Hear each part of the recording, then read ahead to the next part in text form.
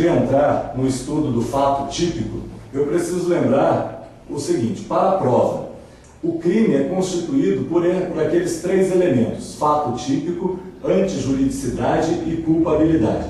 Assim, se vocês virem no exemplo que foi propositadamente indicado que faltou um desses elementos, não ocorreu crime.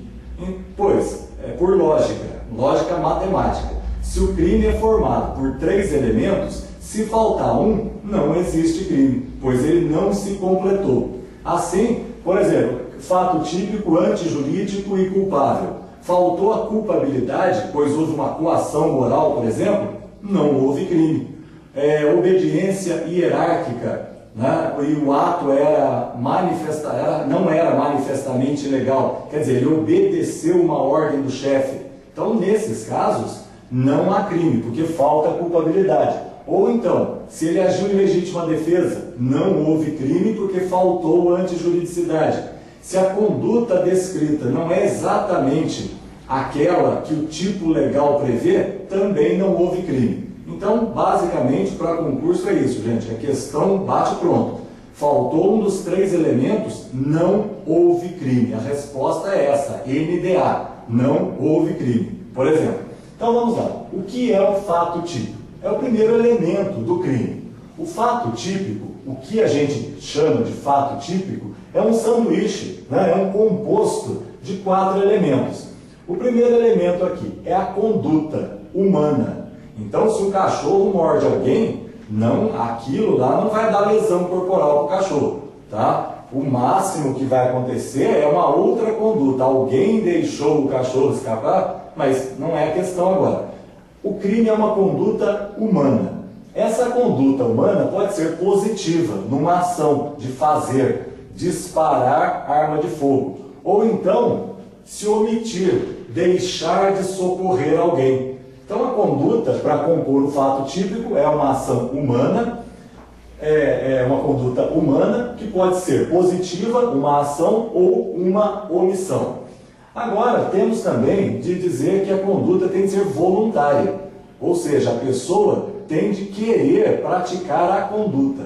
Não vamos falar agora em querer praticar o crime, querer obter resultado. Não, querer praticar a conduta. É diferente de você pegar uma pedra e arremessar uma pedra em alguém.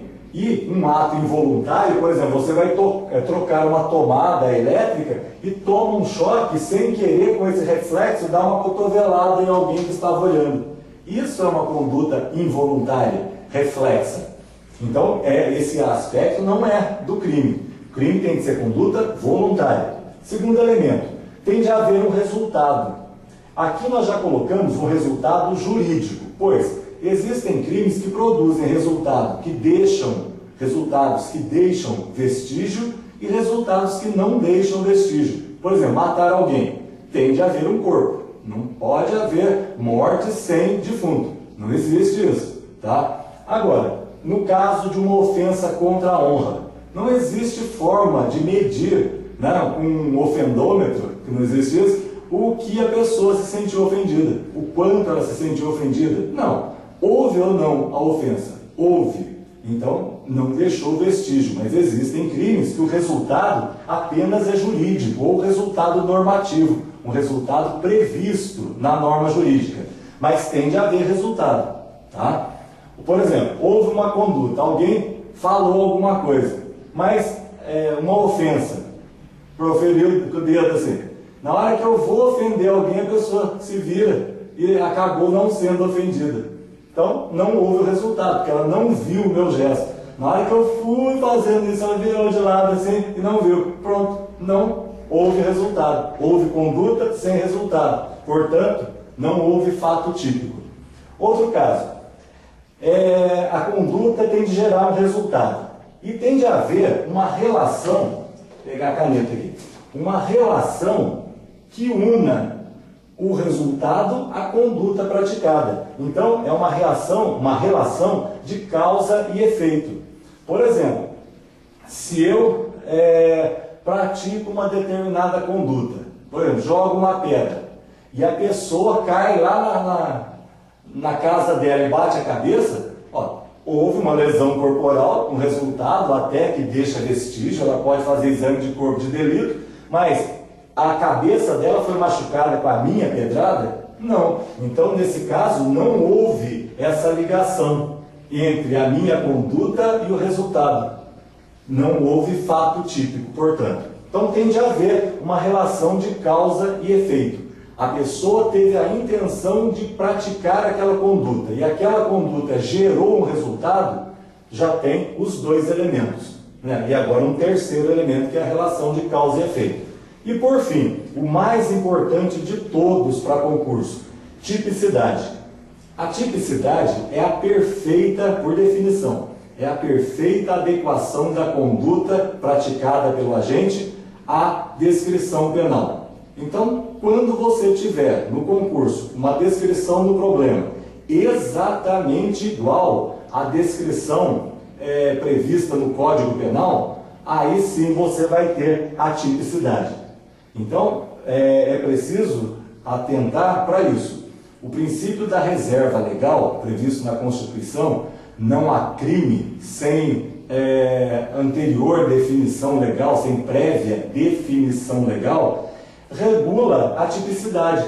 Por quê? No direito penal não tem espaço para eu acho que é crime, eu acho que não é crime. Ou a conduta é idêntica e não parecida, ou não. Então, se o crime diz, por exemplo, oferecer alguma coisa. Bom, vamos mudar aqui. Receber alguma coisa. E a outra diz exigir. Então a conduta é diferente. Ele recebeu sem pedir, a outra ele exigiu. Então, se o crime for de exigir, receber, já não houve crime. Então tem de haver a perfeita adequação, como se fosse uma luva. Tá? A descrição legal é a luva e a mão do agente é a conduta. Então houve o encaixe perfeito, houve tipicidade. Então, somando. Houve uma conduta, houve um resultado.